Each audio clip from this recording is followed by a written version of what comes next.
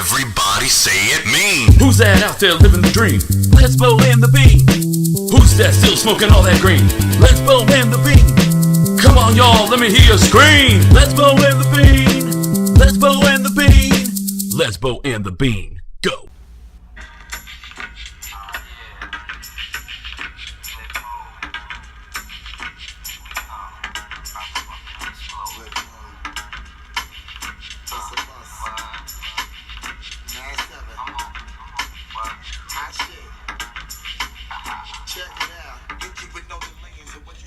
What's up?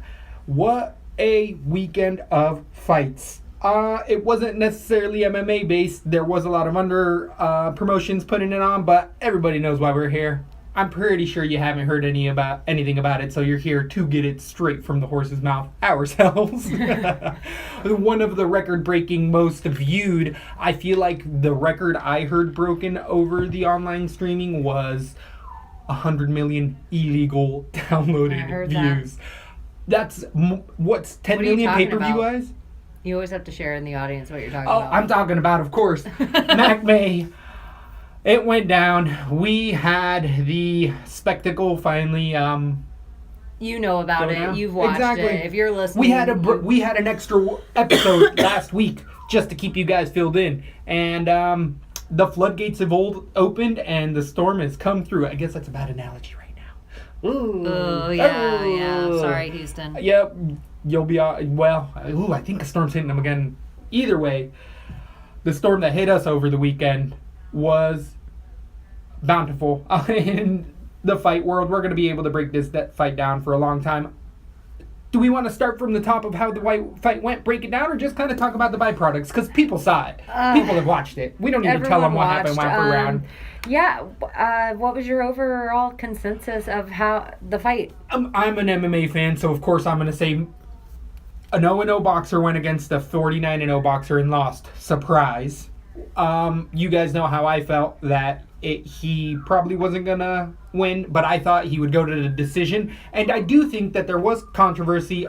There is controversy always with these things, but the stoppage was a little bit early for me. I do think that in boxing there's an 8 or a 10 count. I think people that don't even know anything about boxing, and there was people watching it with us that didn't know much about boxing that are like, aren't they supposed to wipe off his gloves and ask him if he's okay? Like, have you seen any Rocky movie ever? And I believe this was supposed to have a standing 8 count minimum. Yeah, 3 knockdown rule. So if you, regardless of whether it's a clean knockout or not, if you touch a knee or a limb to the ground, if it's considered a knockdown 3 times in one round, it's a technical knockout and you lose the fight. That didn't happen. This didn't even get counted at any point in time. My boy was a little tired. I ain't gonna make any excuses, as he is not. He gets a little goofy. He gets a little wormy in there when his blood starts flowing. But give him the chance. Give him a chance. He went into your frame of sport, abide by the rules, and you used our rules against us. It was like an MMA fight when they're like, one and done. Oh, I stepped in, fight's over. They used that in hammer fists. Hammer fists were allowed in this bout as well. One thing selfishly, and maybe it is the MMA and wanting to see Conor in the octagon so badly again, I'm okay with the early stoppage now as I've sat on it. I agree. I've come more to terms with it because I think do want both fighters Conor look longer. good. Everyone know where it was headed. Right. Unless there was some Conor lucky shot, but Floyd was pretty much picking him apart by that point, so we didn't want it to get any worse. He didn't have to take any head trauma. There was no need for him to get knocked out, because if he did, he's not going to be able to fight in 6 months. So I think there's all these, selfishly, I'm glad. I didn't want him to take it for another minute. Now, I was pissed. But now looking at it, I was mad because I had a lot of bets on that decision. I thought it was an odd stoppage. It just looked weird. He got into the 10th round. Yes, he did. After he got past 4, I might even verbalized it aloud in the room. Okay, whatever happens now, it doesn't matter. I think he looks good. I think as soon as that bell rung initially, they won because those checks cleared. as soon as that bell rung, and both of them, and they're both treating it now after the fact, like, hey, both being really gracious in winning and defeat, and are both just like, I'm getting paid. So, I mean, they really didn't go wrong. There's nothing. But I do feel like, myself, I will hold it in my heart that Floyd Mayweather is 50 with an asterisk. There has to be an asterisk there because he fought an 0-0 fighter to break that record, and that record was against another professional boxer that it was created. Conor didn't even have an amateur bout. It was an 0-0 fighter. Yeah. But what I don't like, and I've seen a lot of, there was this really cringeworthy Twitter going around where this young kid was talking a lot of crap to Floyd Mayweather Sr.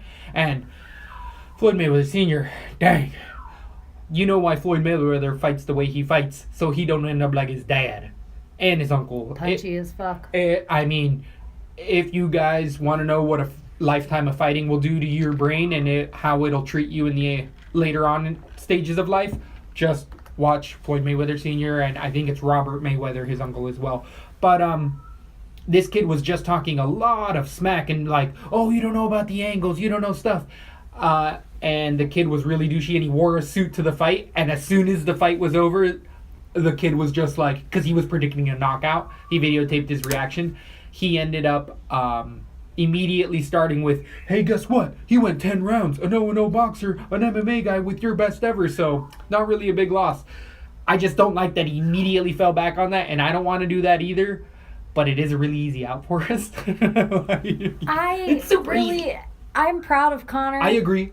I thought he did awesome. I knew every time I predicted a KO finish for Conor, I knew that it was more so like the same way you wish for a certain dragon queen and a certain man of the north to get together. There's like this poetic, beautiful craving I have to see him do that because I feel like we've all watched him as MMA fans grow up a little bit. Oh, and yeah. He's a good guy. He's not a shitbag like Floyd, but I think Floyd's different a little bit too now than the Floyd he was. And I think he deserves, and this is from a woman, deserves not to wear, he paid his dues. He went to jail. I or feel prison. like he deserves not to wear that badge forever. And, you know, Conor's kids and Floyd's kids. And, you know, neither of them will ever have to work. And so hopefully they have good children and they give good people to the world, you know? So I feel like they're both better people because of this. I do think we're going to see Conor again. Unfortunately, I think it's going to be Nate Conor 3, but we can get into that. Oh, man, that's what I've been hearing. But there's so much Nate news going on, too. Yeah, we can get into all that. But overall, I feel good about the fight. I feel good. The post-fight presser, I don't know if I was just emotional. It was an emotional weekend, but the whole thing was really beautiful to me. It was exactly what I wanted, or I didn't even know I wanted it. I think it delivered. It was worth the money. I totally agree. I do not feel bad about it. It made me a fan of Floyd Mayweather for the first time in my life. Yeah. And it was the ending, how Floyd was as a winner. Yep. He was so humble in winning, and how humble Conor was in defeat made me a bigger fan of him. And, you know, we've seen that side of him before. We've seen Conor lose, and he always is a cool guy. And I don't know, feel really good about the whole fight. I do think that it's rare that we're not all in here like, that card shit the bed. And you know what? The card itself, don't remember. I was about to don't ask know you. One what other fights made the day for you? Was it that weird knockdown? Don't remember anything. It was like back of the head punch, and they called it off like disqualification or something, and they cut his leases. Yeah, you got to really catch up. For me, I tried to watch some of the earlier fights, but they were. I mean, boxing has just completely lost all of its flair. And I grew up, that's what I started. But it's the day I saw that VHS and was like, we can choke each other? Like, I can turn his elbow the other way? Me and my twin brother, evil twin, were on it. I learned arm bars a long time ago. You didn't even know you were doing them. Like, does this hurt? Yeah, that's hurt? exactly it. That's okay, stop. I said tap. I said stop. Or uncle, or me rindo. All that good stuff. So, with the Nate Conor, well, let's close up the fight night. Overall, I'm happy for both guys. Yeah, Good for both of them. I think we might see. one thing I'll say about the whole entire thing. Fuck Paulie, and I never want to see that fight. I would rather see Nate He's Connor. already making his rounds. Paulie's already making his rounds. Everyone's burnt on him. No, he was on casts and news already talking about post-fight stuff and how he knew. But he's going to be apparently he said to Brennan Schaub, I'm glad Floyd had a hard time with Connor in the first round. Because I did too. He didn't want to feel bad about himself that he was so pro. Right. I totally agree with that, and that's a big takeaway for me. This is going to be Paulie's limelight, and I bet you that dude is somehow going to start to find his way into MMA because it's a different fan base than boxing. We're leaps and bounds growing, where boxing, I think fans probably gained a couple from UFC or from this weekend, but I think more boxers. I think it's going to be announcing or other stuff. I just think he's going to force his way in like he has been. Does he know enough about our sport to announce for it? No, but not everybody does. I mean, Mike Goldberg he had hockey experience. He was just good on the mic, and him and Joe work together. They have the fighter, like the Contender Series, Paul Felder and Eve are going in there, Edwards, and their guys are usually like XFL guys or other stuff. I predict bright light burns out faster for Paulie. I think this is his see that. shit. I think this is going to be his number and one. everyone's going to be so tired of him. He's going to be the laughing stock always. Like, his face will be in places. He'll be the running joke on Twitter a few years from now, and they'll be like, oh shit, that guy's pulling a Paulie Maganella. Yeah. For real. I don't know. I'm just so burnt out on him. I'm whatever. But we are saying his name again, so. Right. And something's working. Cha-ching.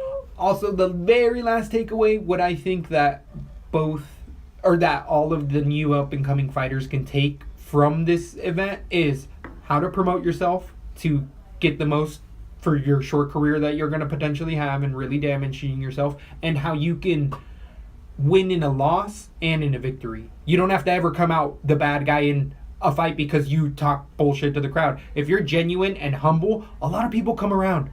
A lot of people do, and both guys did it. I like the UFC style press conference better than boxing. Oh, I would agree with that 100%. I don't need 100%. everyone on the panel. Yeah, I don't mind if it's just the two fighters that are fighting each other with Dana in the middle, but I would really like, I like the reporters asking questions, or fans asking questions if they run mic, but I do not like them just going out there and putting on a rap spiel on how they're going to beat the other's ass and you're my bitch. Yeah, like, For the event, it was fun, and through all that, we learned who the A side was. Remember when all that was a big topic, A and B? Well, we saw the A side even in that arena, which they didn't sell out because you overpriced some bullshit. With overpricing arenas, I caught this.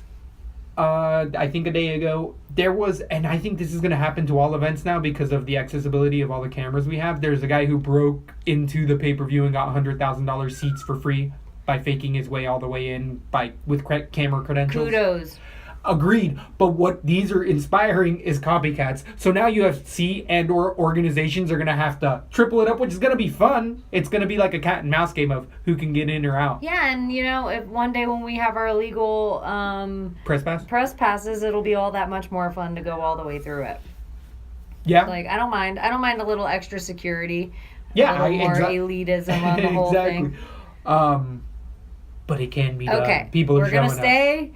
Are you any more Maymac? Can we put this to bed? Well, where's Connor gonna do? What's he gonna do next? What do you think? I think we can. Because that ties into everything else is what Connor's gonna do next. But wait, I think we can get into that in a minute. Any more about the fight? No. Any more about the post-fight presser? Nope. Okay. So, same night, I think, to get into first, the second best fight that happened that night wasn't on the card. It was backstage between your boy Big Brown and your boy Nate Diaz. I don't know if it was a fight or just an exchange of words, but yeah. Well, did you hear about the whole exchange? I did listen to Schwab with Rogan, and I watched the videos, and they've been all broken down, but I didn't see any fist fly. I saw Schwab leaving very quickly. Break it down. How do you feel?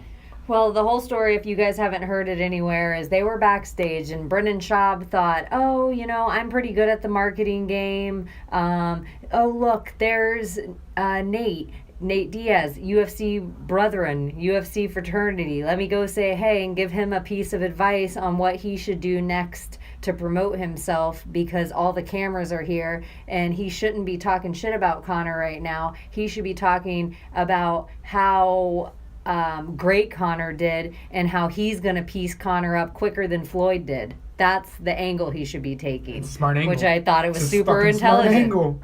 So he wanted to go to him and give him this advice. Be a friend. Yeah.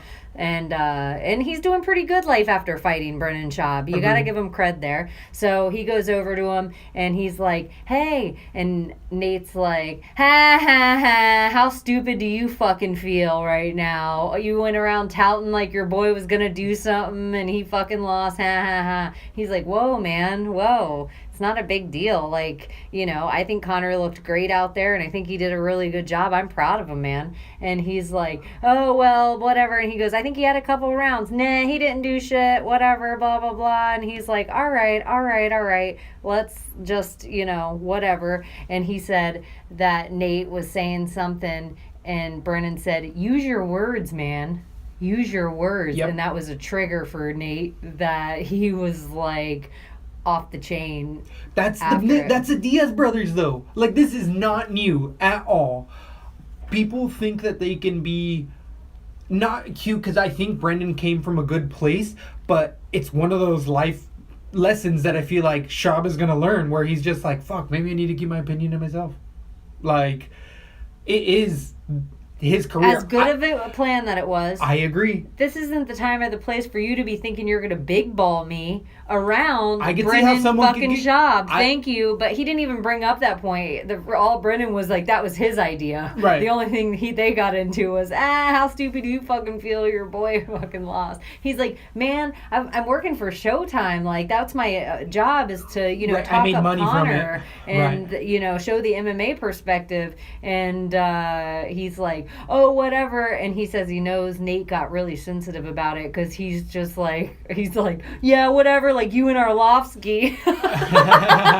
And he's like, he brought up my fighting career. Yeah, that's funny. So that's really it was funny. pretty funny. Diaz brothers are loose cannons. They're somebody that'll go toe to toe for you and with you in a second, in a heartbeat. They can be alongside of you and all of a sudden you could have stepped on a crack and they're fucking throwing punches at you. Not really. I mean, but they're guys that definitely have been uncuffed multiple times at press conferences. They got in the bottle thing with Conor, with other, like, they make headline, but that's why they make money. That's why they're always in people's mouths, because they're just like, fuck everyone, fuck the media. I smoke weed, whatever. They're tough guys. They can back it. Schaub is a big motherfucking guy. And Nate did not back down at all. He fought 100 pounds heavier than Nate. And Nate didn't give a fuck. Didn't care at all. Don't give a... That's a dangerous person. Yeah. That's a dangerous motherfucker. That's why Brennan walked away. He's like, dude, I was so embarrassed. He kept saying that. I did hear him on Rogan talking about that. Because... go ahead. Mine's off topic. I want to finish the Nate talk, but... Oh, well, it kind of goes right together. Now, is there any other fight for Conor McGregor except Nate Diaz? I can see how round three is definitely the third bout, because they're 1-1. It's an easy promotional way to go, but I think you could save that in the bank for a rainy day. Let's say some crazy shit happens later on, or you just have nothing going on and you want injecting those two fighters into any single card. They're talking about it for the end of this year. I think that's too close. What I think though with what better training for Nate Diaz than boxing? He's been a long time boxer. He grew up boxing.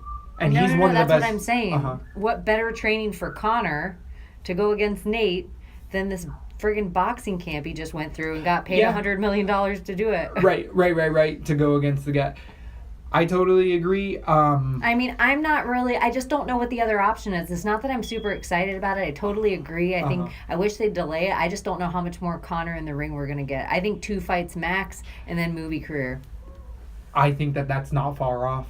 I think that if he's a total genius, he GSPs it without coming back, where he defends the belt one more time and walks away and leaves with the belt and is just like, I'm going to go do movies now at an all-time high, instead of going into the losing the belt, trying to get it back. Is losing the GSP belt. super successful at all out of the ring? Yeah, he had some of the biggest sponsors initially. He was the one that people were like, I want GSP money. The Diaz brothers, they were just like, no, fuck you. GSP isn't the money fight here. I'm the money. That's where it all started prior to Conor, prior to all that shit, was against GSP. Like, GSP isn't the money fight. He's selling you wolf tickets. Do you remember any of that talk years ago? Yeah, but I just... Where's he at now? Oh, well, he needs fucking money. That's why he's coming back to the UFC. He did that Discovery show about dinosaurs. Yeah, that's what I mean. Life dinosaurs. out of UFC. I think Conor is so much bigger than that. Yeah, I agree. But that's why he's fighting fucking Bisbee. Yeah. Like... And this is the other most brilliant thing that Big Brown said. I have to give him a little credit, because do you remember like 2.5 years ago when Conor's sitting there in the press conference and he's like, whatever, they just sold this, for $4 billion. I am the UFC. I'm the UFC. I'm going to own this company. And he said he's going to fight Floyd, and he said he's going to do all this stuff, and we never fucking believe him. Right. And he's done it. Right. So here's what Big Brown says is going to happen. And I'm like, another brilliant inside from being fighter head. Sure. So he's going to get to make a whole new contract for Nate Diaz 3, as well as Nate. And Nate Diaz should have in his contract, hey, Nate, I'm talking to you. You need to put it in your contract that Nick's allowed to be in your corner regardless. Because the way they kicked him out before last fight because of Bottlegate was bullshit. It fucks with your head, especially... They're trying to fuck with your head. Yeah, so I think it's bullshit. So you need to put that in your contract. Agreed. So they're going to sit down with Conor to do his new contract before that. And he's going to say, well... I want $100 million. That's what I'm worth now. I know how many pay-per-views I alone bring, and I break records every time I'm on TV. This is how much I want. And the UFC is going to say, we can't afford $100 million. And Conor's going to say, okay, that's fine. I'll do it for shares of the company. Mm-hmm. And then he's going to slowly own the UFC. He will decide how many percentages he wants of it, and he'll slowly get percentages for his fights. Mm-hmm. And that's brilliant. If he gets next level thinking. It's next level. It's and the way it's level split now thinking. between all these management groups and all these celebrities, right? He wouldn't have to. One fight, he would own more than all the celebrities. They're already consolidating. There's already other people buying up to those little guys' contracts, and they're already reselling. Like, it's already... The shareholders are getting smaller and smaller because people... The real big dogs are starting to see this is a global sport. Like we've been saying. It's a global sport. It's faster growing than NASCAR. Soccer. And this is the other thing. NASCAR was the number one growing sport. In America or I the think world? Worldwide. Really? And That's so weird. So weird. I heard that the more people watch that, and it took forever for I remember being like a 15-year-old and somebody told me more people watch NASCAR than NFL football. And I'm just like, I cannot. But with the Super Bowl as big as that is? But have you ever been to a NASCAR arena? No. I've seen it. Enormous. Yeah. They're enormous. I never into it. And then there's like once you get off highways and once you get out of big cities, there is like this NASCAR part of the country. I can't imagine people in other countries, but I guess there's people that like fast cars everywhere. True. So, There's all those fast cars and fast bike series. UFC is bigger than that, and so we know it's bigger than boxing. Just look at their pay-per-views to any of, take out Floyd, take out the It brought an MMA fighter to fight your guy to bring the fucking pay-per-view up. Yes. And so that's an MMA. That's MMA, just throwing that out there. So it's the fastest growing sport out there, and Conor becomes the Don King of UFC. That would be fucking amazing. And in a way, can you not see Dana White retiring and being like, yeah, he can handle it? I feel like that's a TV show. I feel like that's a whole TV show. But if anyone... Like, it's a paperboy starting at the bottom. Yeah. And then becoming the fucking president. And Dana loves Conor. Openly. Yeah. But Dana loves everybody who can make him money. It's notorious. And Conor loves everyone who can they make good money together. It's the truth. They both got the same. I like how Floyd said it. I couldn't imagine a better dancing partner. And did we ever see a more exciting Floyd Mayweather? Ever? Have you ever seen a more exciting Pretty Boy Floyd? A more exciting that's his most exciting bout he's had in the last 10 years.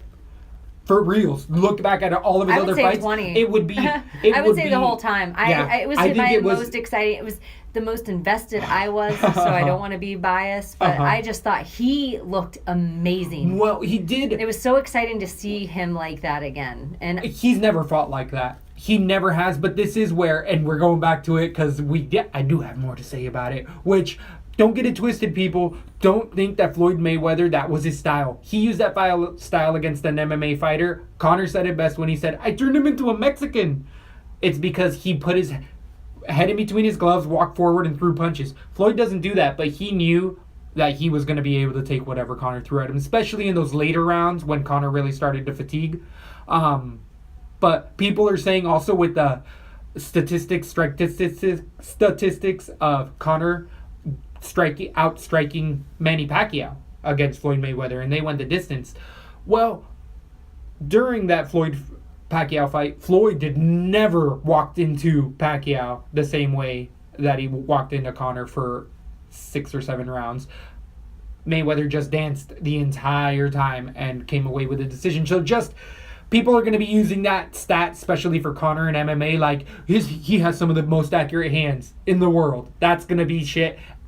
I think 111's fair. I think Floyd's fought all different kind of punches, and Manny's style, traditionally, not with like a torn rotator cuff or whatever bullshit. Right. His style traditionally, he is a power puncher in boxing. So yes. It forced Floyd to dance around like that. Agreed. He wasn't scared of Conor at all. I had not one bit. Exactly. He wasn't scared. Exactly. He even said he wasn't the hardest puncher he's ever gone against. And you saw a lot of there was only one sweet, clean uppercut, but even that, if you're Conor and that's your clean shot but that's not Conor's shot. I feel like he knocked out Brimage, and he hits a lot of people with that sneaky shot, but he doesn't knock them dead. He usually not his shot. That wobbles them, and then he'll hit them with a straight right after that. That usually puts them down. I think he's straight left all day. That's his shot. And he didn't really, anytime he kept trying to feel out with the right, and it was just a little pitter patter on the nose. Floyd was champion. I love the whole fight. Sure. We can move on. So, with B-Shop real quick, did you hear his bet that Chael Sonnen apparently took him on, that Conor wouldn't win any rounds? And the $100,000. The $100,000, and Chael texted him and said, I'll be in town, and I'll bring the money. And B-Shop is like, no, it's all good. It's all good. I love the story, love everything, but is it douchey that he told everyone? Because the gentleman, the fucking higher guy thing to do is to never bring it up to anybody. And you and Chael know, and that's it. Unless the repayment was that time, because he did say, he helped out my boy Ryan Bader when he really needed it. And Nate Marquardt. Was it Nate? It was Nate Marquardt. Nate Marquardt when he really needed it. So money. Yeah, he gave him money. I always owed him one in my head or something. Which is fucking awesome. Yeah, I love the story. I love the story. I just wanted to be a devil advocate. He brought it up on his show too. He got 100,000 views. Everybody knows about it. And I also think it says something good about Chael that they said either way ahead of time. This is what I think for both of them. Either way, neither was going to, because I like Joe Rogan. I would have taken the money. Chael would have taken the money from you. Yeah, he would have taken that money. And Brennan's like, no, he wouldn't. No, he wouldn't. But then I think, what about if they have a bet, like, either way it goes, we'll never trade the money. We'll say the other offered to, and the other gets to be a good guy, and the other doesn't have to give him money, but we just have a gentleman's bet. But we both get tons of podcast talk about it. Because it is a great topic to have, and to be able to just have that story. And you both look like ballers, that you just have $100,000 laying around the bet. I did kind of get that feeling. Like, these guys are also thinking next level stuff. Like, they know how to turn off the mic and talk. Yeah. So, yeah, exactly. They're going to be absolutely fine. And they know how to promote, especially Chael. I think a lot of people I think Conor had really took a lot off. But a lot of fighters did. Because nobody was doing that. Everybody was doing I'm Matt Hughes, I'm quiet, I come in here, I do my work, and I go home. The middle America. I don't complain. I'm Frankie Edgar. I get paid. Exactly. So we needed it. Chael showed people, like, you can make money, because he got those title shots with his mouth. And EPO. A whole fucking lot of EPO. Yeah. Because he had just had a gas tank and a good wrestling. Speaking of EPO. Uh-huh. John Jones. John Jones, you let me down, John Jones. He fucking DC was just finally on air talking about it. Did you hear? Okay, so he was saying real quick, just like, man, it's just like he'll get the belt back. It's not his fault. He wasn't cheating. He was in there doing everything he should have. He's always been, and it's not his fault. Rightly, he said everything you would think he was gonna say, and good for him. And with that, John Jones for 2 years at 205, no one's touching DC other than Alexander Gustafsson. DC's openly said, right, rematch me with fucking anyone. I don't want to fight that guy right now. John Jones as well was like, I don't want to fight that guy right away right now. He's just fucking... So John Jones, did you hear 3 out of the last 4 times since USADA, he's popped? Yes! And the only time he didn't pop, who was he fighting? Fucking, was it OSP? Yeah, what was his fight that he looked like the most garbage? Right. The worst John Jones we've ever seen. The only time he didn't pop. Right. And the more I have found out about that drug, I was sticking up for him saying conspiracy. What is the official drug that came out on the test? It's like tyrannosol. I thought it was something like that. I feel like Chael has talked about it a lot. And one of the things about it is it gives you this burst of aggression. It like you can take it, it's all out of your system in a few hours, but the effects of it stay in your system for a couple of days where once you get to a certain level you get this burst of aggression. So it is a certain type of thing, and it's perfect, and it's for heavy lifters, bodybuilders, and all the time it's meant to be in and out of your system, and only if you get a dirty batch. That's what Chael was saying. Or maybe it was Bishop.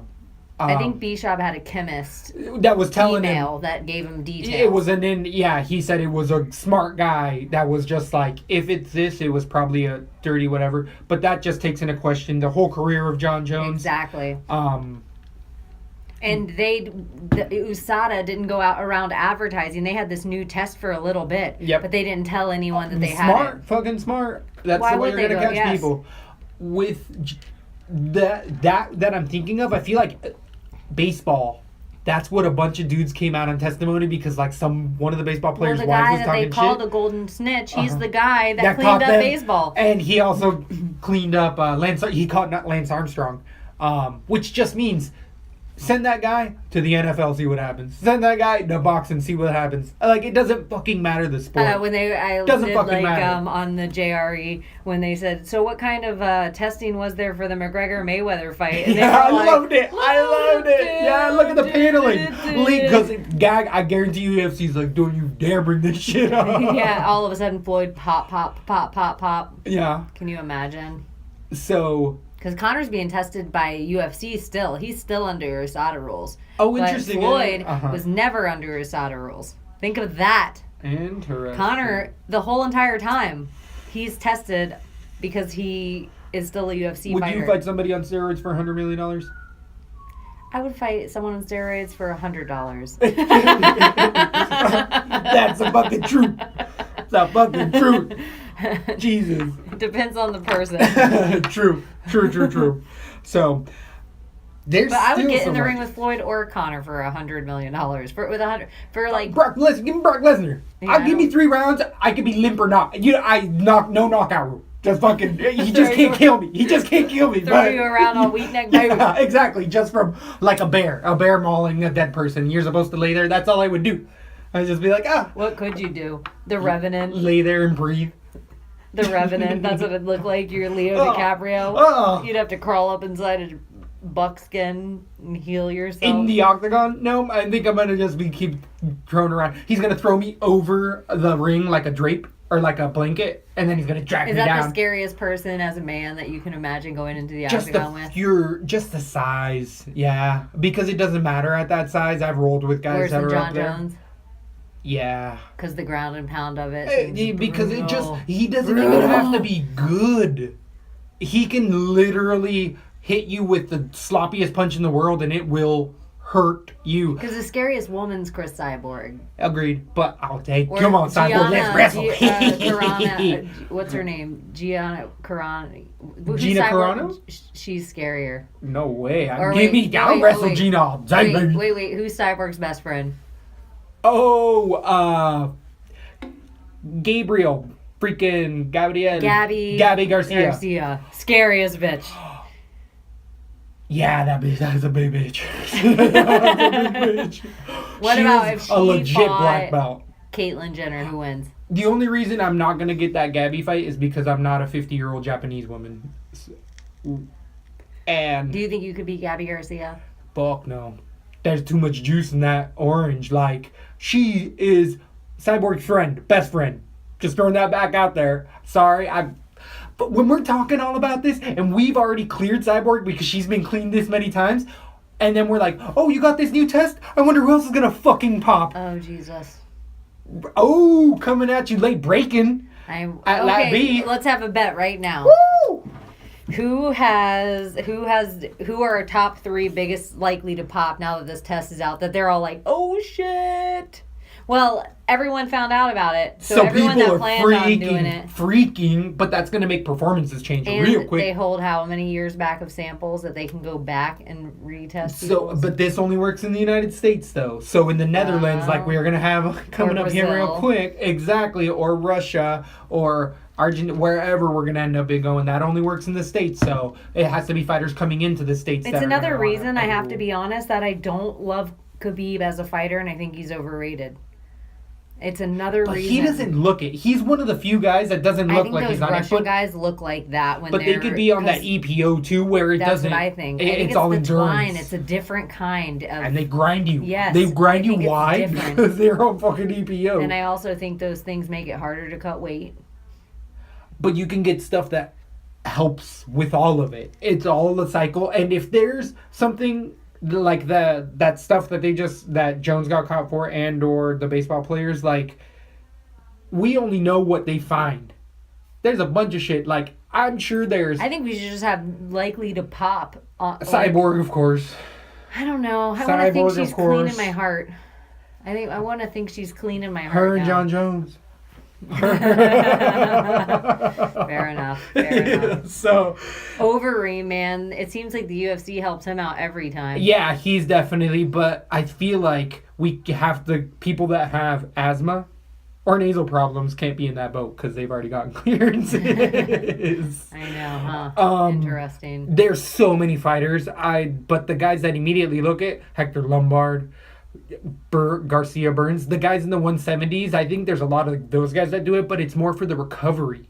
I don't think that it's for that specific. I can't wait help. for Masvidal Thompson. Yeah, that's definitely Speaking of guys a in the fun one. 170. All right, what else? What else? John Jones, you're breaking our heart. Yeah. So Do you care anymore? Are you over John Jones? I mean, yes, I care, but it is just like I'm not surprised. It's John Jones. He's already 4 years. fucked. What's he left? What's left 4 years from now for him? He could come back in 4 years and still be a fucking monster, or be a trainer. I don't even know. But also, what is interesting with John Jones in this whole situation is his brothers are 2 NFL players. So if he's getting the elite, highest strain of shit, I wonder where from. Well, it's obviously not the highest strain of shit if it's not True, out of good the point. system in time. Good point. Maybe his brother got it. Maybe his brother makes it. But they're all synthetic drugs. But with a little on the different topic, did you happen to hear Snoop Dogg, who's actually doing a Snoopcast right now after the fight? Horrible. Right? It's horrible. I hate the Snoop cast. I don't know why this is the entertainment part of what the UFC is becoming, that they're trying to reach this desperate point of we know what the kids like. Guess what? Businessmen sitting in suits around a long wooden table. Nothing against Snoop Dogg. Everybody loves Snoop in small doses, teeny little doses. No one needs Snoop at this point in his career to run a podcast for the UFC. Agreed. He's not He's not breaking the guy. down any kind of a fight. And Demi Lovato would know more. If you want a celebrity to run a podcast, have Demi Lovato know. She just got her blue belt. it was a Congrats. fun little type of experiment initially, and I watched the first 2 fights. And then I Have turned Uriah it right to Faber- the actual fucking Or Felder. Way better. Uriah Faber does not run a good podcast. No, he's not commanding Not a good enough, and all he announcer did either. was sit to the side and laugh. if you want a UFC podcast so bad and have Snoop in as a guest occasionally, I am down for that. If you want to question him after there's big events or fights coming up and ask him where he stands on it, cool, great. If he wants to make the podcast circuit rounds, cool. Don't need to watch a Snoop show. If Snoop had a podcast that had nothing to do with UFC, I wouldn't watch it. So I agree with that. I don't want him on my UFC. How that motherfucker make me a fucking hit where I can turn the lights down and light some candles? I'll listen to it, but I don't need you to tell me about my fight life. Turn down and light candles. I'm thinking of like the Snoop song, like Doggy Style album. Like, oh turn yeah, it down. you know what I'm talking about. Look at that, go old Snoop beat down. So, we could keep going for days, but I think we'll leave that to another show. I think we need to get down and dirty. It's been a little while. We've definitely had a break. We've gotten to break down a mixed martial arts fight. It's definitely gonna be a fun one to get into. We're gonna see some new names in here, and had a little more time to watch a little more tape on these guys. And a lot of people are shitting on this card, and I think that that's bullshit. There's a ton of good fights on here. I see like 5 to 6 fights that I'm just like, ooh, I can't miss that one. I'll let you know when we go through. I'm going to do mine live on air. And right. I'm not going to change them before the fights. Ooh, you're going to leave it, so it's going to stay as it is. We're going to Rotterdam in the Netherlands. The headliner is Stefan Struve versus Alexander Volkov at the heavyweight division. This is going to be known as a UFC FN. It's going to be Fight Night 115 at Rotterdam. You're going to be able to view this on Fight Pass, and I think maybe Fox, but I feel like it's going to be a Fight Pass. It starts Saturday at 2. This is an early fight night here on the East Coast, which I love. That means I might go out Saturday night. We'll see, because it's going to be over by like 10. Perfect timing. Maybe a bit sooner. From the bottom up, this fight is going to end up starting with the ladies. This fight fell through. The Iron Lady apparently isn't made of iron. Do you know this already? Over and over again. So she fell out of the fight like a week and a half, 2 weeks ago. Marion Reneau was going to be an easy walkthrough for her because let me tell you who Marion Reneau has last fought with. She's 40 years old. I've just not been a big fan due to her gas tank and lack of movement. Last fight was decision majority against Betch Gohea. Decision. Then she won against Milena Dulavia, which was, I feel like, a debuter. Before that, she lost to Ashley Evans Smith in a split decision. And then a Holly Holmes decision, which is reputable.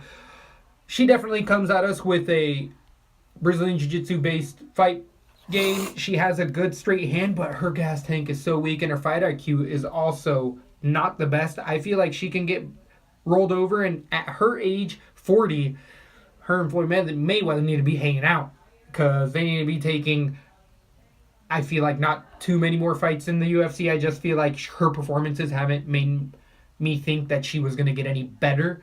And the thing that does benefit her the most is it's not Darren Dami in there, because that was going to be an easy fight for Darren Dami.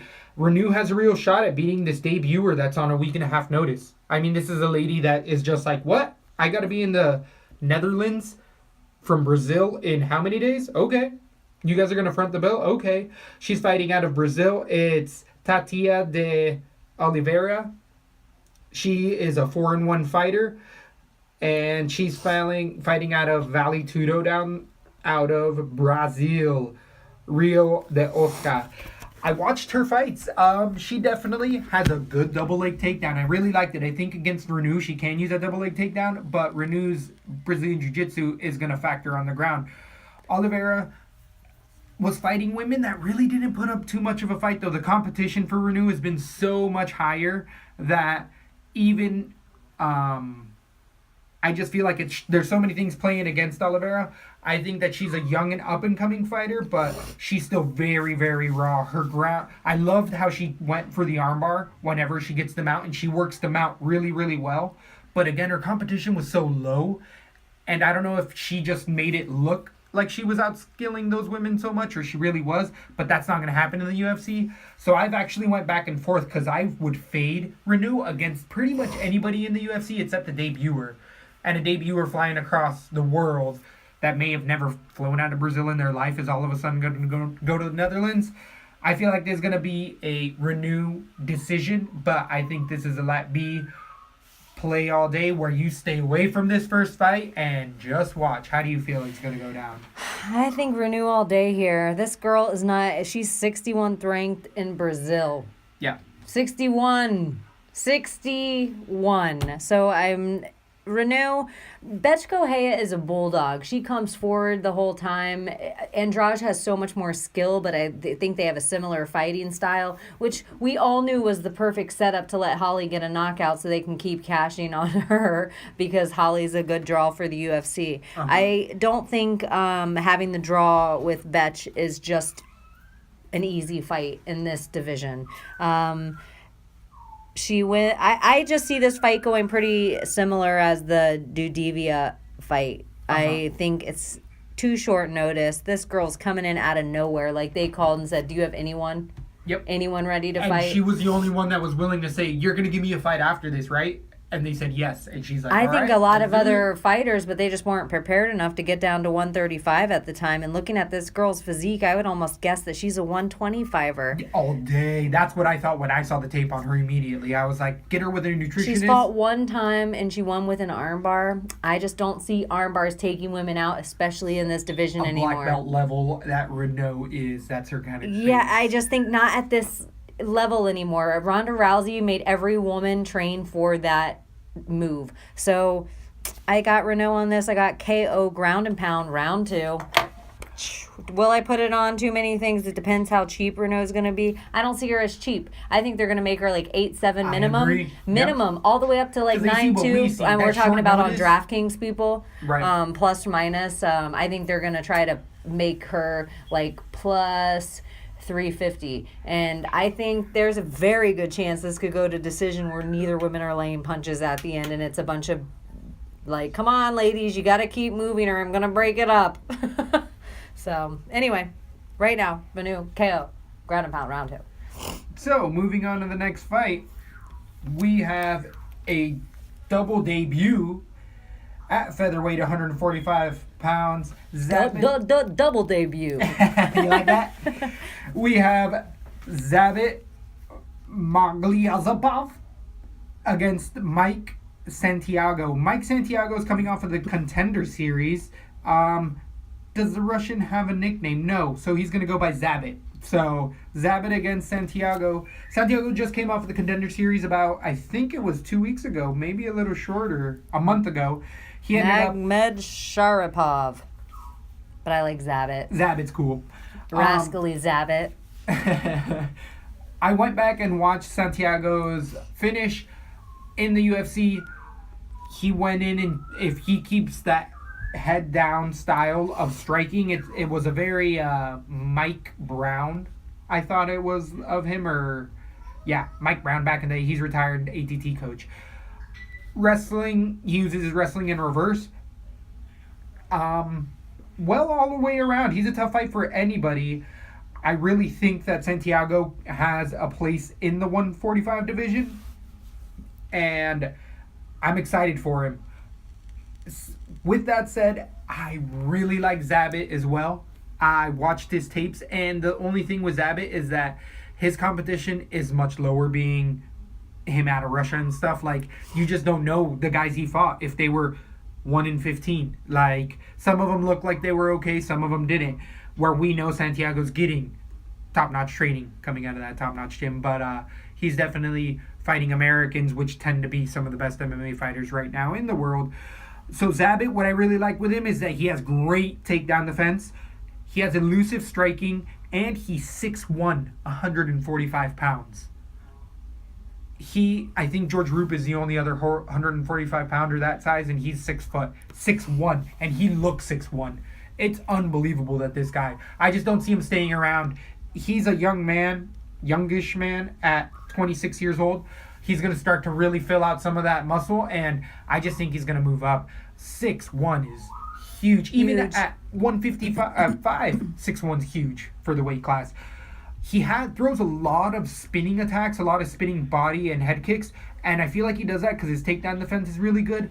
When he got to the ground, though, he did well at coming up, and he's so long, he's just awkward on the ground, and you can see a lot of guys really use that.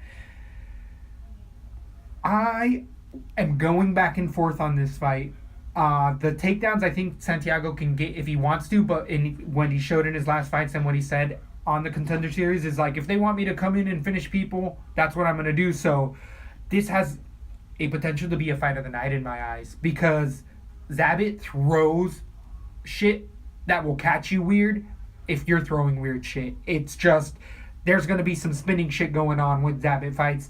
And I have Zabit right now, but I think I talked my way out of it, and I'm going to go decision Santiago. I do think that Santiago just has a bit more credibility being in the States and has a bit more tools in his box to get this fight, but I do think it's going to be a decision either way. How do you feel about this fight? I'm the exact opposite on the Russians. I think that you always say iron sharpens iron. I feel like that about Russians. I think they're over there doing crazy shit. Oh, yeah. 6'1", 145. He's going to be closer to his home turf. We don't know what the drug testing is there. I think someone's going to come out of Russia. They're going to be hot. The guy has a crazy... they're both going to come in swinging, I think, on this fight. I think they're... Zabit has better takedown defense, so I think it'll stifle any of Santiago doing that. So I do think they're going to stand and throw on this. Mm-hmm. I just think under pressure, Zabit is going to perform better, and I got KO round 2 for the Russian. Wow. With the Mike Santiago, he's 5'10", by the way, and 5'10" at 145 Is pounds huge. is fucking huge. Like, the only guy that they could find, that I bet you Santiago is going to dwarf other 45ers, and... I think that tall-ass physique is going to give him a long-ass reach, and those couple he has inches are going to catch good him. jabs. He finished some okay guys, though, but... I got That's the a tough Russian one. finish round 2. Woo, And all the guys woo. he's Running gone it up up. against have pretty, huge records. They Yeah. weren't schlubs. Yeah, they weren't. It's going to be a fun one. I really think that can be a potential for fight of the night. Moving on to the next fight at 155 pounds, we have Thibaut Goudy coming out of France against Andrew Holbrook. Thibaut Goudy has kind of got no hype behind him. It's surprising that he's 0-3 in the UFC and still getting another fight. I don't know if it's short notice or why, but he's lost 3 in a row, and usually at this division, they don't keep you around for long if you have that type of finish, unless you were unreal of a fighter. And Goudy is coming off of The Ultimate Fighter, so maybe he made ties and managed a way to get back in here, but we know what we're getting with Goudy out of France, where they legally cannot have fights. He only competes against other training partners and has to travel to get fights. So the fights that he might be getting may not be his caliber. I don't know if he's in the States. I don't think he is, especially because they're over in Rotterdam. It just makes sense for him to train near home, where we're going to have the American Holbrook coming in. Holbrook is a much more well-rounded fighter, only having 2 losses ever in his career in the UFC against Gillespie 4 months ago. That was a wrestler. And then Joaquin Silva knocked him out a year ago. In between those losses and wins, he has a split decision over Jake Matthews. Holbrook is competing at, I feel like, breaking that top 15 range in the 155, where he's fighting to get a position to fight the 15th guy to maybe get ranked, where Goudy has fought those guys and lost dramatically against Packlin, who hasn't really done much. Aubin Mercier is not a bad loss, and then his last loss being Chad Laprise, a TKO. Chad Laprise TKO'd him. I could see a decision TKO, but I think he hit him with gassed him and then just laid it on him and the ref stepped in. So I got Holbrook. Submission round 2. I just think Holbrook can take it where he wants to. I think he's better all the way around, a bit stronger, and has much better training partners and ability. I just don't see him losing. Submission round 2. How do you feel about this fight? I have Holbrook decision for all the same reasons you do, but I have to be honest. I think both guys are fighting for their lives right here. Yeah, I I agree. think Holbrook isn't interesting enough. He's kind of capped out on age. He maybe can go into another organization and still make a living. I'm not saying his career's over by any means. I just think the UFC is thinning the roster by the days, and this fight, a win for either guy does nothing for their career. Right. A lose for either guy does nothing for their career. I think both guys are fighting for their place in the UFC in this fight, and I'm just going to go with the older guy on this, and not by much, only a year. So much more experience, not so much on age. So Holbrook decision. I'm probably going to stay away from this. I do see, if, like you're saying, if there's going to be a finish, it's Holbrook. I just think he's so underwhelming. He's an underwhelming fighter. But if any He's had guys, tough-ass fights. if any guy's gonna leave open a space for him, and I don't see him as being a power puncher necessarily, even though I know he's finished fights, I'm more so seeing Gotti give up his back. I agree with you. If it goes out, I see a submission. Yeah. So who knows? If you're going to put someone Holbrook, But he might be a little expensive. I think he's gonna be so expensive. Because he's going up against a guy who's lost his last 3 in a row. and by UFC finish. loves the name Holbrook. Yeah. So he's Or DK. Sorry, we're talking about DraftKings. DraftKings. Yeah. So, yep. That I feel like that one is when the money starts coming in, Holbrook's gonna be a decided favorite in that bout. Moving on to the next fight, staying at 155 pounds, we have Michel Prazeres versus Mads Burrell. Mads Burrell is coming in debut. He has 8 fights with 1 loss, fighting out of the Denmark scene. He's 23 years old, 5'9", and I couldn't pronounce the gym he's fighting out of. This is definitely his biggest step up in competition, fighting Michel, who's a seasoned veteran at the division, only has 2 losses in his career. And real quick, just to say something about the guy, Mads is coming in against such a higher level competition. This is going to be very lopsided of a fight. Gas tank for Burrell, horrible. Striking, little bit of power, but not that developed of a striker. Very limited in his movement. There was just nothing was sticking out. He wasn't necessarily finishing guys either that were doing anything that was making me. What's a Japanese necktie? That was against. His last 2 finishes were Japanese neckties. It's a variation of the Darce choke. So it pulls in like a Darce where you reach under and you do it. So instead of going over, you reach. I shouldn't even be trying to say it. Well, you can explain it. Instead of reaching in like a Darce choke, you reach on the opposite side and then you put his chin to his chest. So it's not an arm across the throat. You're pushing his head forward. And you're locking his leg as well, but you're using kind of that position. I know exactly what you're talking about. Okay.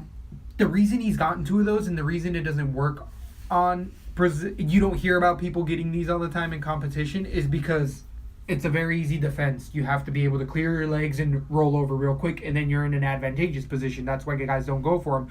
But Burrell was fighting the dude that just came on off of the bar stool in gym shorts. Like, it was just very low-level competition. I think he's a local just to be a local, and they're like, all right, let's feed him to whoever. Prazeres is like, I'll take that fight. You're in a no USDA state? Okay. This guy completely turned his career around. Every time I bring up Prazeres, I say he's on the juice. He doesn't fight anywhere but Brazil and Russia or the Netherlands. Look it up. He doesn't come to the States. He changed his entire career around, turned into an ultimate grinder, ground game, jiu-jitsu is where he goes, has a fucking sick-ass double leg, he's a fire hydrant, keeps those legs pedaling when he finishes through, always gets into side control, and can finish the fight with ground and pound.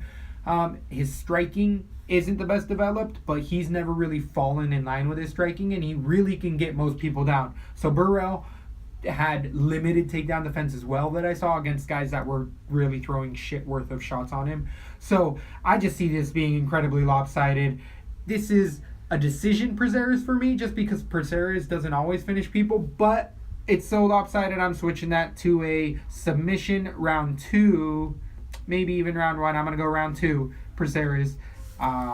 How do you feel like this is going to go down? Prazeres finishes this all day. I think this is your sure thing. I think everywhere is going to know this is one of the sure things, but I think this is one of the expensive bets you can put your money on. First round finish, probably worth about 117 to even more points, depending it, because even reversals. I wouldn't even mind a reversal on the takedown. I don't think it's going to happen, though. I see it going down just like very quickly, very easily. Prazeres is a little timid, so it could be a couple minutes. I don't even mind. I hope he finishes at the end of round one. Yeah, exactly. I do see a round one finish, but I'd like some couple punches in, maybe more than one takedown, maybe some reversals throw in, maybe give us 130 points and make the money worth it on DraftKings. So Prazeres, put him on all your cards. I see a first round finish. I'm liking that. Moving on to the welterweight division at 170 pounds, we have Zaire Badazar versus Rob Wilkinson. Wilkinson is the debuting fighter. We got a lot of debuters. He's debuting at 170 pounds. I got to talk about him first, just because I'm not going to say much else after this, is that this is very low quality of a fighter. He just came in winning off of a bout off of a champion who both of these guys gassed in the first round. They had flashes of brilliance. I like Wilkinson's kicks.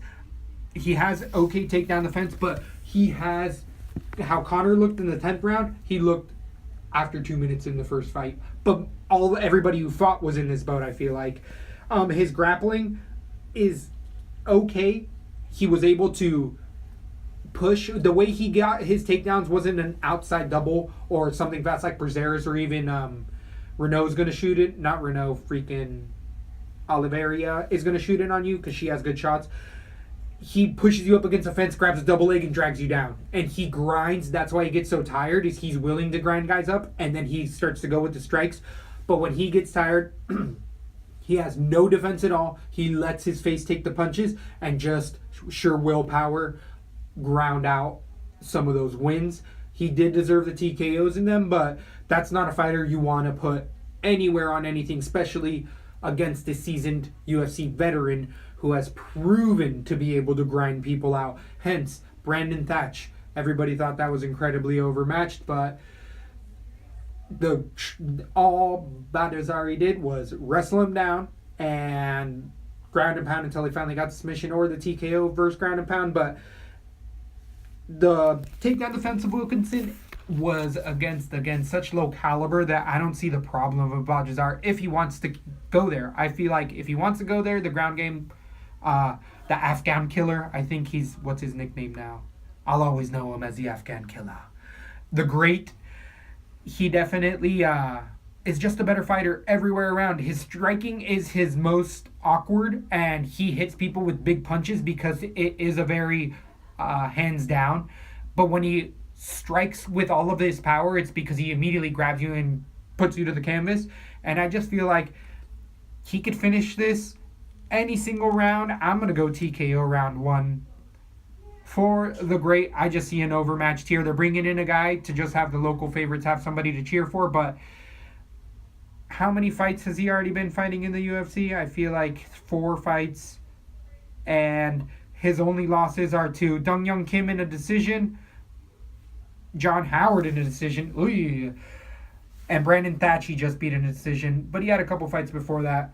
Wilkinson, again, is near any of those levels from what I saw on tape. How do you feel about this fight?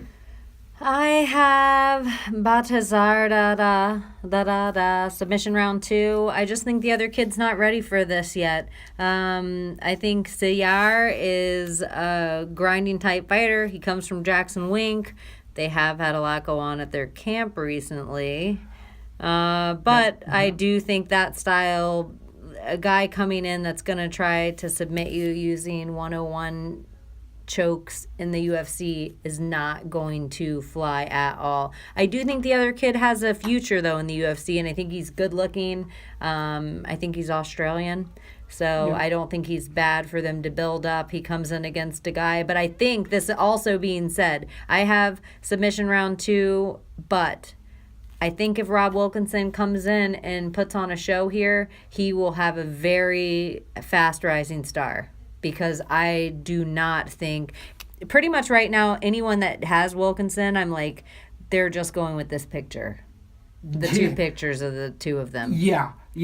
And the great doesn't look intimidating. He's never been a muscular fighter. He's one of those guys that's like, oh, you're going to fight that kid's uncle? Okay. And he is wrestling roots. So he ragdoll people around, and he has a grind ability about him that has won a few bouts for him. So I have Baja de Zarazada submission round 2. All right. I'm liking that pick. Hopefully he's not too much of a favorite, but I feel like he's going to be as well. I think those might be the one you see 8-1, 8-1, only because it looks like fan faves are liking this kid. Yeah, because he's 11-0, but again, that competition level is not UFC caliber. So he's going to be surprised at, even if Bajazar isn't going to run for a title anytime soon, he's a UFC caliber fighter. Moving on to the next fight, we have a bout at welterweight. We're staying in the lighter weights. I like these lighter weights. They tend to be a little bit more exciting. We have Darren Till versus Bojan Volkovic.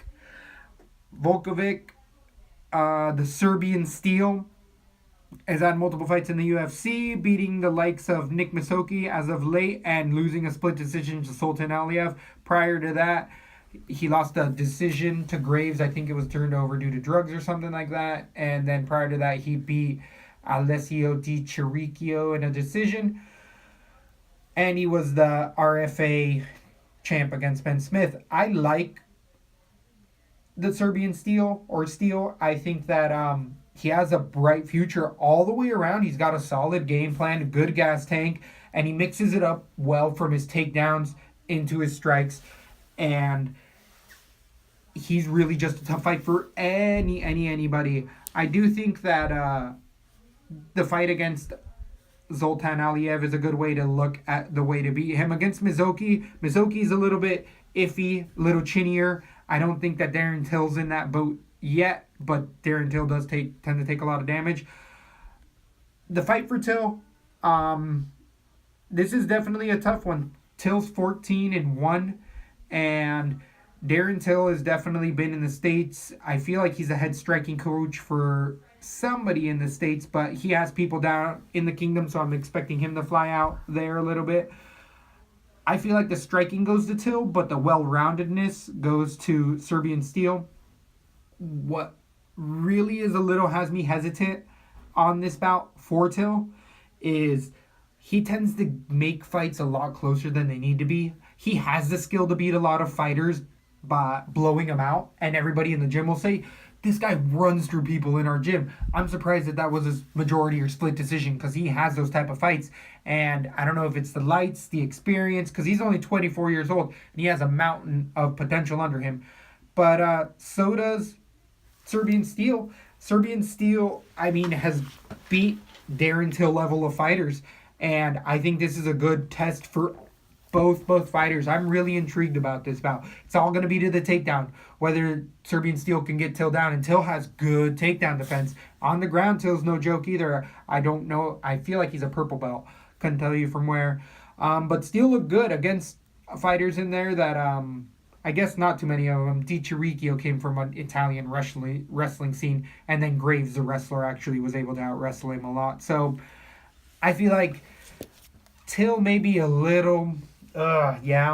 Till might be a little more well-rounded. He just doesn't translate the strikes into the grappling, into the jiu-jitsu as fluidly as Serbian Steel does, and that's where I feel like Steel might be able to get more advantageous positions for a little bit of time. But I think this is going to be a decision fight all day. I'm eking it out to Till. Gonna have to watch some more tape on these last guys, because this is a tough one for me. How do you feel this one's gonna go down? I think this is a comfortable decision for Till. I think he has a little too much experience against higher level guys, and I think the cardio is gonna show. I do think it's gonna be a grinding type fight. I think the question that you're battling right now against defense and takedown, and who's gonna have I think it's both, and it's gonna be a battle. We're gonna see it go back and forth, back and forth. I do see Bojan Serbian Steel, Velikovic. I like to try it once. Velikovic. I do think he is going to get a takedown here or two, which is going to give him maybe a round. But I do think Darren Till this is where, for me, I think he's going to have the comfortable decision here. I think with that comfortable decision, he's going to be very expensive. I think because of the grinding style fight I see happening, I don't think he's going to be worth the money. That notoriously happens to him on DK because he's in very close bouts where it turns up being 40 points for each fighter and it was a decision fight. So I really like Darren Till here. I think he's going to have a comfortable decision here. I do think if he is too expensive, this could be that weird fight where you go ahead and you put Velikovic on it if he's cheap enough just to fill your card with a bunch of monsters. If Till is a heavy, I agree with that 100% because it is going to be that 40-40 for both. That's a good call. That's a sneaky play. That's a little backdoor play right there. Well, you know how I like backdoor play. Hey! Oh. So, if you didn't remember, subscribe.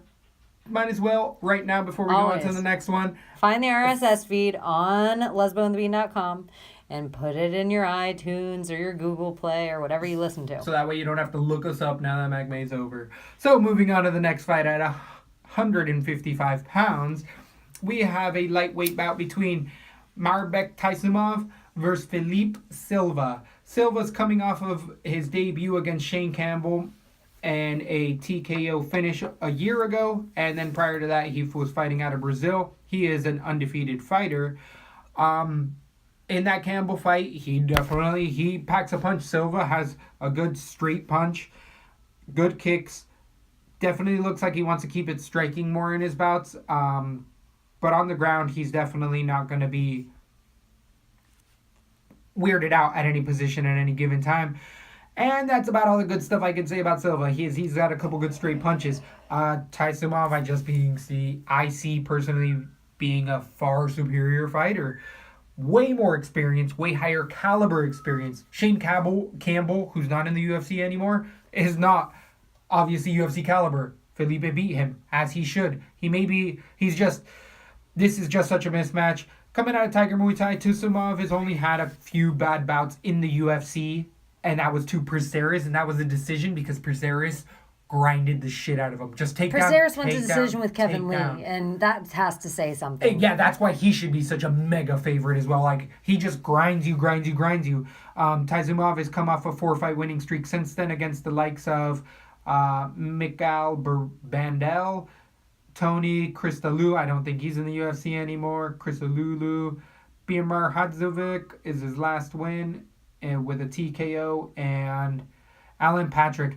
I'd say Alan Patrick is definitely probably the closer one in there. That was his more marquee win. But it's not...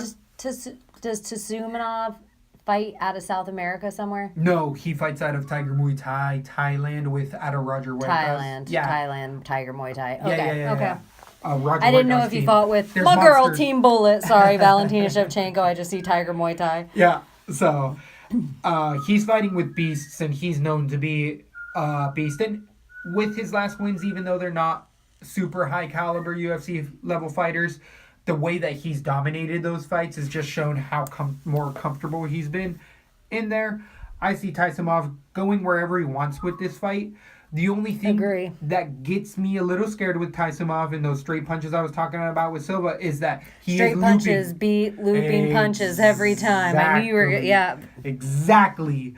He can get clipped. He can get clipped. So I see him being a huge favorite, but no, if I say I told you so next week, it's because he's going to throw one of those Russian over-the-top rights, and if that punch hits him first and then he wobbles and gets submitted, it would be hard. Here's something you're changing my opinion on right now. Right now I have Tasumanov KO round 1. That's what I have. Right. Now you talking about this, not only is Tasumanov going to be super expensive on DraftKings, but I see him, because I think he's KO'd his last 2 fights. Yep.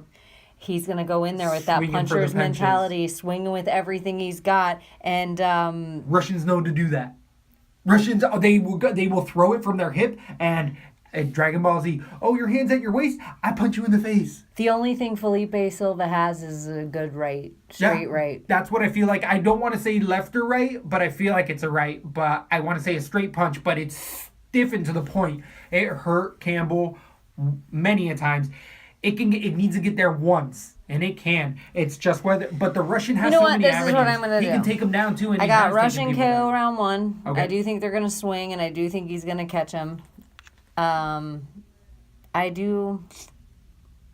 I'm changing it. I'm going to do ground and pound round 2, because I think Felipe is going to go through that. But here's what I do think out there for the gamblers in the house. Maybe one of your cheaper cards. Get one card and put Felipe Silva on it if he's dirt cheap, because I'm thinking he's going to be like the cheapest Bottom guy of of the the barrel. night. I think so too. I think put him on one card and then fill it with your nuts. Don't just fill it with favorites. Fill it with who you think's going to put finishes. But I think give one card to Felipe.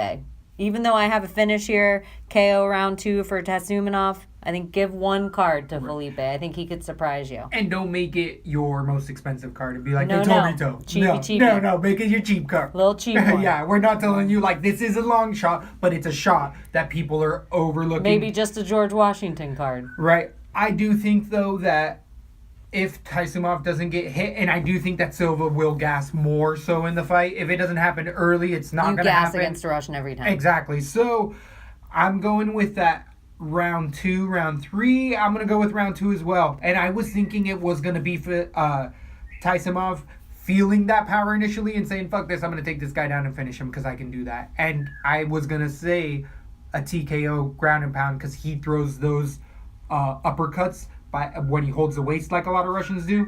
And, yep, I definitely, TKO is going to end up happening one way or another in that bout. Moving on to the next fight, we have the preliminary, we have a fight between Bohan Majovic versus a debuter, Albu Kurm Edliov. 2 Russians. Woo! So Pretty evenly ranked all the way across the board. Right. We have a 25-year-old in the Crimean Lion? Is that Crimean? Crimean. The Crimean Lion versus Abdul Karim Edilov. Edliov is what I was thinking. Edliov versus Bojan Mihajlovic. Mihalkovic. But I want to say Malkovich. Being Bojan Malkovich. That's stupid. The Serbian Lion is the younger fighter by 12 years and is definitely got the size on him. He definitely looks like he has to cut the 205 a bit more, being 6'3" against the 37-year-old Mihalkovic at 5'11". At 37, I don't see Mihalkovic coming back. He's a 10-5 fighter. I feel like he's a light heavyweight. Maybe was a heavyweight and then went down. Yeah, he was a heavyweight because he has a loss against my boy Francis Ngannou. So he went down in weight and was like, give me one more shot, guys. I'm going to go to 205. This is probably his 205 fight. And he lost as well to Joaquin Christensen, who's also out of the UFC. So with the 25-year-old, I think they're doing him a favor. I feel like all the way around youth. And the only thing Mihalkovic has his experience. I don't think he has the speed. A bit more of the wrestling. No, I give all the things I saw. But I don't think that Edliov is going to be someone who's going to tear through the division anytime soon. But I think he's got this fight. I think it's going to go to the ground. TKO round 1, ground and pound.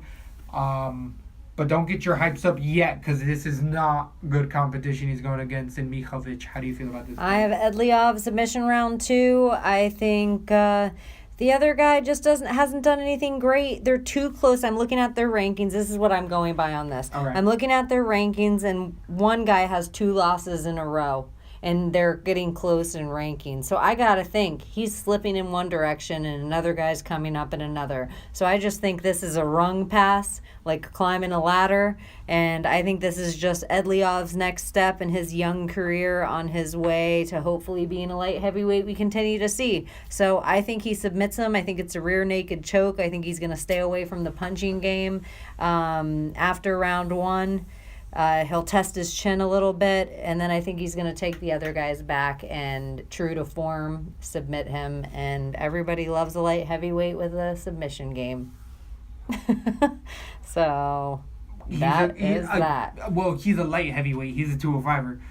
That's what I said. Oh, Light yeah, heavyweight yeah. with Sorry. the submission game. So, moving on to the next fight, we have... You know what I'd love to see? I wish I could pull up something and I could put in Libov, Kalibov, Mikhavanov, Tesumanov, all of them, because I bet I'm pretty, I bet for them 90% of the time. I think it's a good betting rule. You just bet on the Russian? Yeah, a lot of the time. A lot. But not on the last fight. But if their name ends in Libov or Tumanov or Nurmagomedov, I usually tend to... A lot of those guys also fight in Europe because they can't get visa issues and stuff like that. And there's multiple fighters that are like, after the fight, of course, I didn't realize the travel was going to hit me as hard as it did. And I don't feel like too many of these guys went out a month before to go fight in Rotterdam. On to the next fight at 155 pounds. We have Rustam Khabilov versus Des Green. Sorry, different fighter. Des Green last debuted in the UFC with a split decision over Josh Emmett. Josh Emmett being a definitely fun fighter out of Alpha Male. He's a Titan FC alumni and wrestling base, good striking. Gas tank has been a little bit worn. I feel like Green's wrestling has always been his base, but some of that head, I don't know if it's the head movement that's not there or if it's that his dreads, his hairstyle makes it look like he's getting hit more than he is, or it's making more damage because his hair will just shake sometimes, or it just looks different. But he's never been hurt too incredibly bad. He does have heart and has been able to come through in fights. That split decision over Emmett was a grueling fight. A lot of people had Emmett in that fight. I feel like I had Emmett in that fight. And Green, it just turned into a strike, takedown. And I feel like against a Russian, he's going to be like, come at me, bro. Shoot, double leg me all day. Shoot on me. Let's go to the ground. Khabilov has a good ground game. Guess what? All these Russian fighters mostly do. And Khabilov has had a few fights out of Winklejohn. So they're definitely coming at it with a great game plan. Rustam Khabilov definitely has a much more veteran of a career in the UFC, beating people like Chris Wade in decision, Norman Park, and last Jason Sago. He tends to get people to the ground or in a dominant position and hold them there and land that pitter patter, never anything to really finish you. He more beats you in position, in decision, than fully finishes you, but he does have the submission ability. It's just that the caliber of fighters are aware of the submissions he's going for now. And I feel like Desmond Green being a wrestler, this is going to turn into a boring wrestling match. I just see it happening all day, and it's going to be who can get more takedowns and be in dominant position more. This on DK has a sneaky bit to be a little bit heavy just because takedowns and reversals tend to be more. They're almost as much as a knockdown. It's a good tip. Strikes. It's a good tip. So even though it's going to be a boring fight and old scoring wise, I would have stayed away from it. I feel like they both have good gas tanks. They both proven it in fights. So this is going to be a scramble. I could put either fighter. Maybe the little cheaper one is probably going to be Green, but I am going to go with Khabilov. I just feel like the travel, the veteranship, and the all-around game is about even, if not a little bit more, for the Russian and on the ground. How do you feel this is? I think Khabilov has the experience, and the number one factor we're going to see in this fight is the test of the gas tank.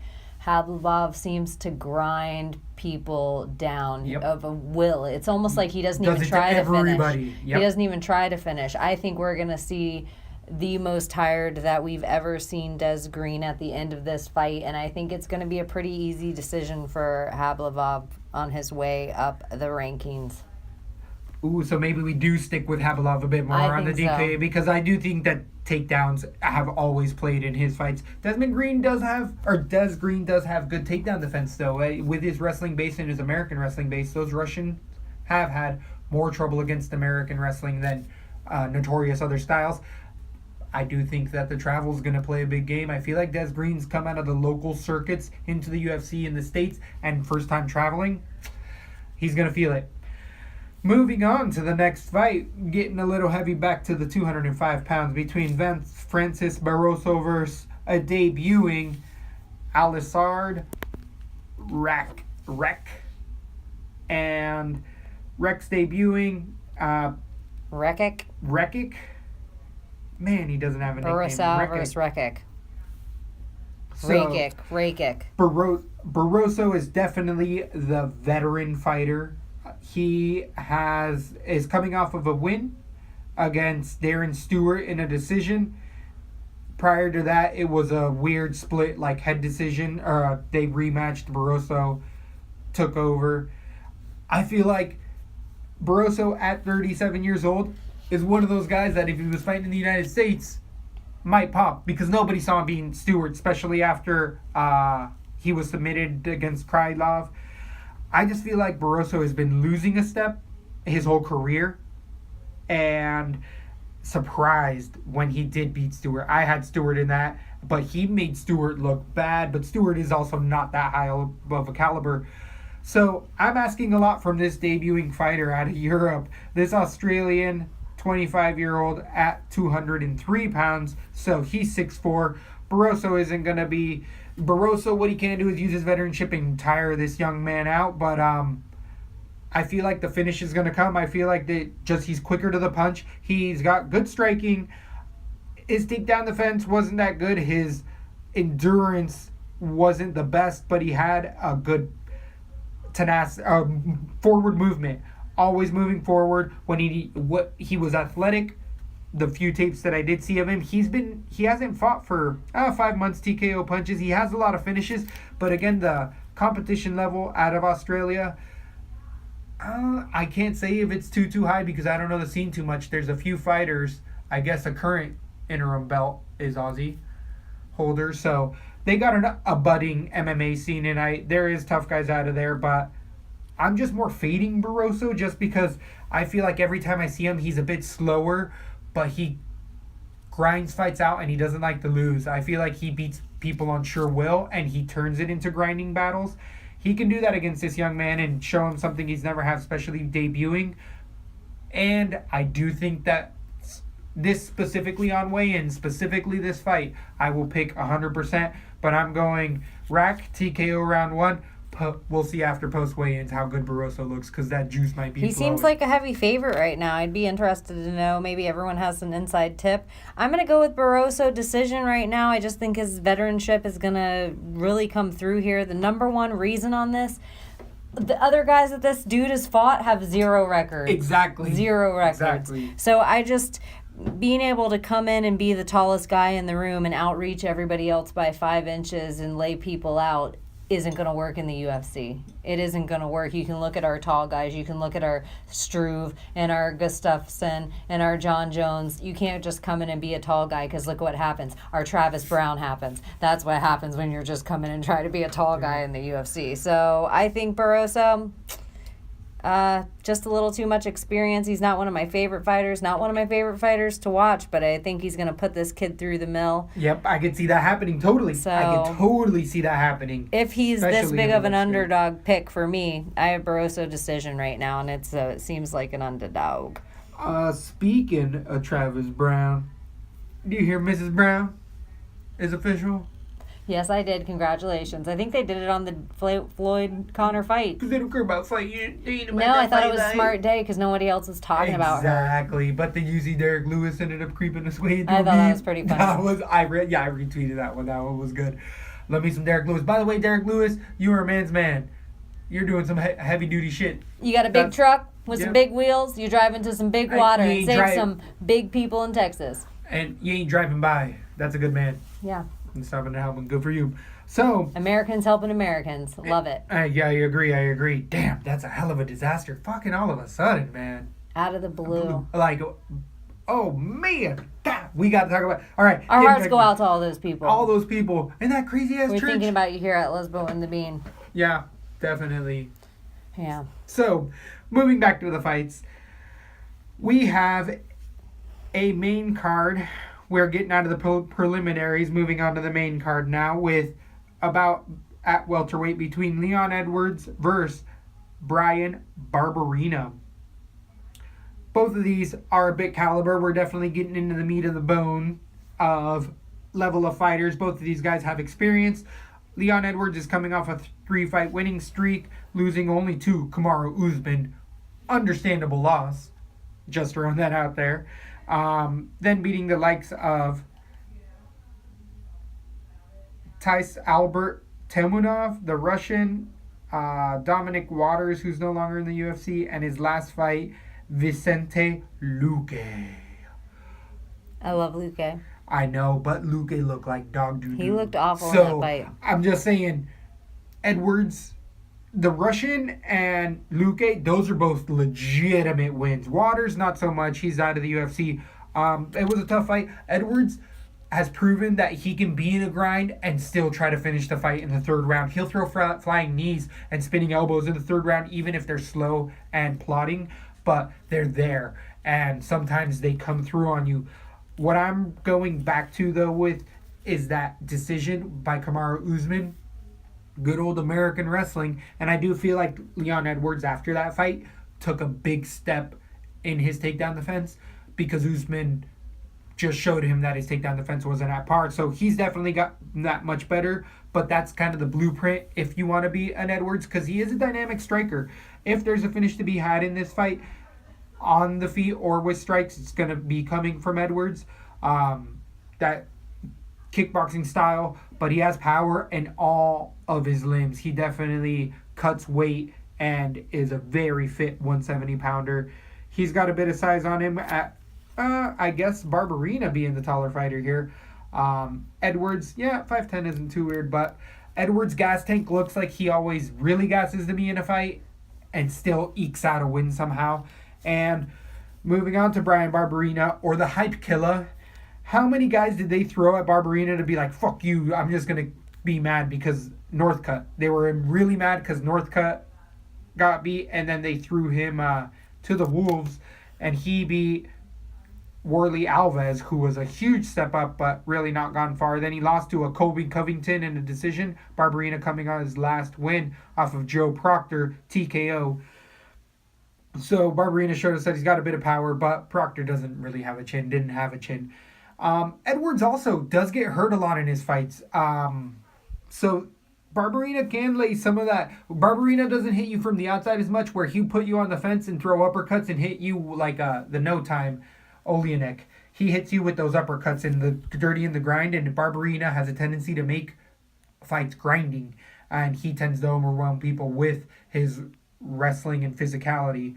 More than strikes, he also does strike on the ground really well. It's whether Edwards can keep it standing or not, and it's tough. We'll know in the first round. The first round will tell us this, but Brian Barberena is the type of fighter that even if he doesn't get the takedown in the first round, he'll keep shooting in the third round. He's just that type of a grinder. Doesn't look physically imposing by any means whatsoever, but always dominates people that he shouldn't. Colby Covington is not an easy loss either. So I actually am going to go with Brian Barberena submission, because I feel like Leon Edwards is going to throw those strikes and Barberena is going to grab anything and get it to the ground and just make it into a fight. That's what he's been tending to do. And I feel like he can tire out Edwards on the ground where most people can't, and sneak something in, get some kind of a darce and or triangle choke, arm triangle choke. How do you feel like this is going to go? I think we just found our Leslie Smith underdog pick of the week.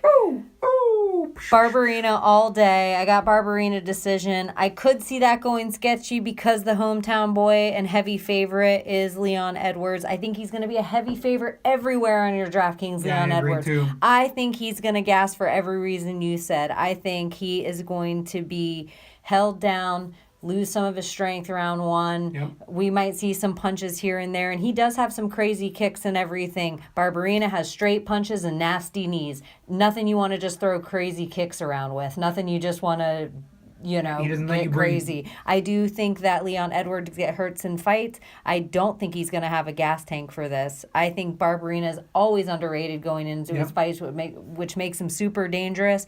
And he has heart. He has heart. I know people hate when other people say that, but to me, heart with a fighter is a fighter fighter that if you were to watch round 3 and I washed out the round number at the bottom of the screen, you wouldn't know what round that fighter was in. Just him. You might know by looking at the other fighter, Right. but he comes out with this 3rd round machismo, and I agree. Right now I have Barberina decision, but I could see after Leon Edwards loses momentum, A couple takedowns. I once think they a start couple coming takedowns, easier. and Yep. I think he gives up his back to just get submitted. I could see that happening toward the end of Totally. round 3. So I think our Leslie Smith underdog pick of the week is Brian Barberina. You heard it here first.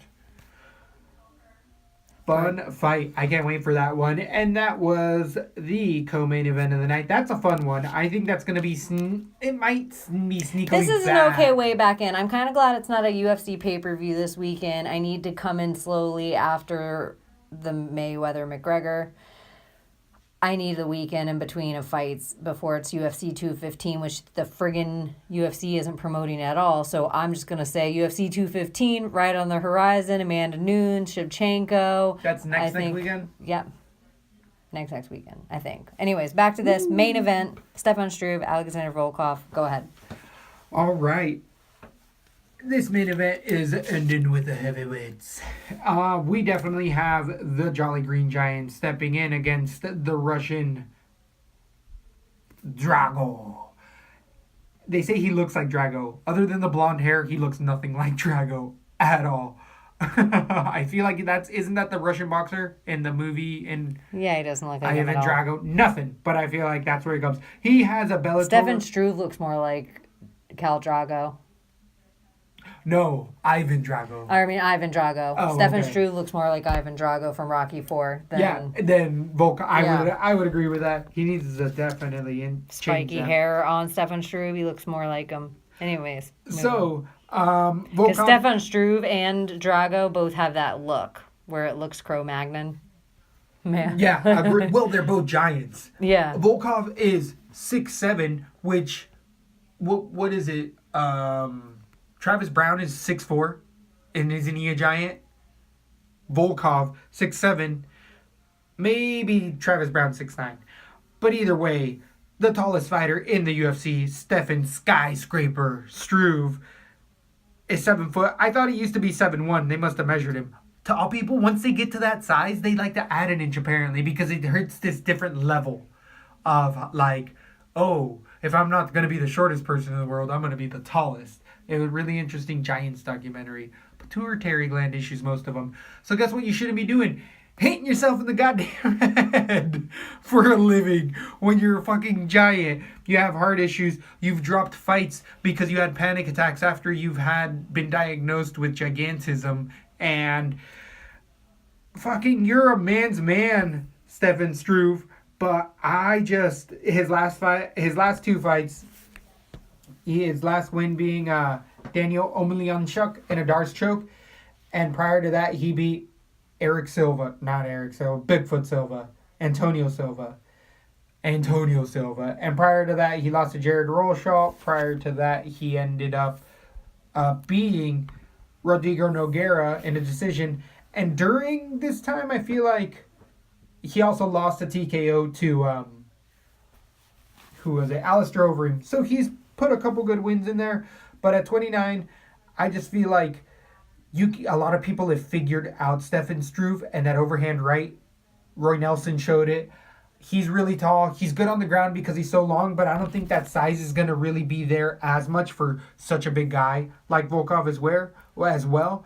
Where I feel like Struve looks lumbering at times in there when he throws punches, and it's his sure size. He looks very lumbering, where Volkov is more of that functional strength, where he's looks like a proportionate big person, and I feel like he can land deadlier, faster strikes. He's the much better striker here. And even on the ground, I feel like Volkov can stifle much more than what Struve can throw up there. Struve initially was catching people with submissions and stuff because they don't see it. And the caliber, his last 2 fights of caliber of fighter are not Volkov caliber of fighter. Omelianchuk is not that level, and Antonio Silva moved to kickboxing because he's not winning MMA fights. Good idea, Antonio Silva. Also a guy that has gigantism, been caught on steroids, and is known to be chinny, and he keeps on fighting. Is it a weird cycle of a loop? Like, what keeps them in it? Is it the money? Probably. It's how they make their living. It's how they make their living. No retirement plan. So, I just see this being an outmatched fight.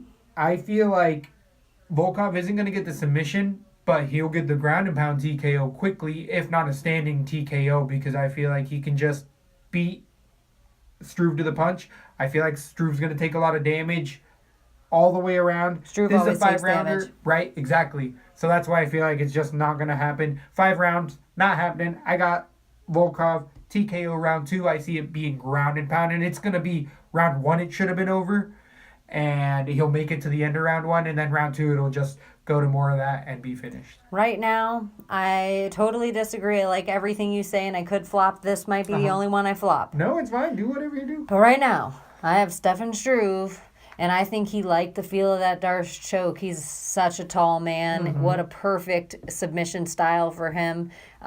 He's going to be able to get it over. I think he's going to like the feel of it. I don't think he's going to like the way that those punches feel. So I think he's going to go for it quick. I think if there is a career peak to be had, Stefan Struve should be getting into it. 29. This should he's be a giant. I understand. It's like Big Dog. He's I like understand, but how old's 49. Bigfoot Silva? 40. Yeah, true.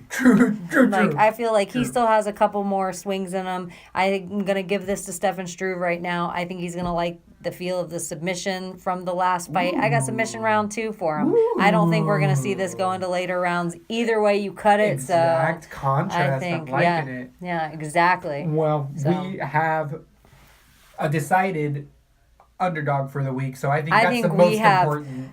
Put the flour in it. I think we put the egg in it. I think we've kneaded it. I think we've baked it. I think we're delivering all of our viewers a nice loaf of DraftKings picks for fight night. And or bets, because I feel like if you can read between the lines, you're hearing the kind of bets we want to pick with submissions and or finishes. I know, we probably could have like pulled that. up and gotten all the lines for these as well. Yeah, I'm sure they're probably out, but... You know what we look at. We go to Tapology.com. You can follow us both on Tapology. Follow us on Twitter at Lesbo and the Bean for all things Lesbo and the Bean. LesboandtheBean.com. Lesbo and the Bean!